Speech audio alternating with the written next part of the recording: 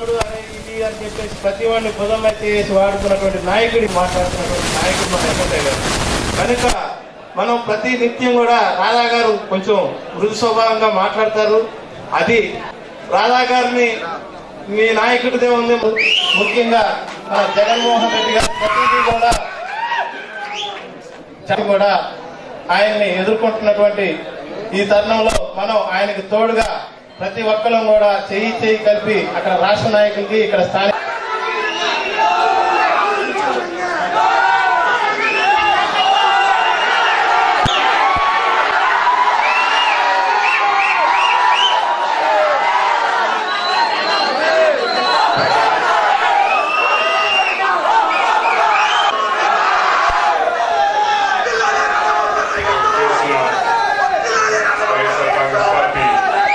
నాని గారికి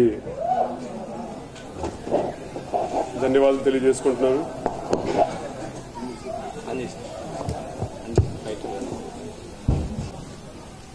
విజయవాడలో ఎట్టి పరిస్థితుల్లో కూడా మనం చేజారనివ్వకుండా మన ప్రభుత్వం రావాలి, ప్రతి పేదవాడు కూడా శుభ్రంగా ఉండాలి, సుఖంగా ఉండాలని చెప్పని ఏ తెలుగుదేశం ఇవాళ దాకా తెలుగుదేశం నాయకులే బాగుపడ్డారు. కానీ రానున్న రోజుల్లో మన ప్రభుత్వం వచ్చిన తర్వాత ప్రతి పేదవాడు బాగుండాలని చెప్పని కూడా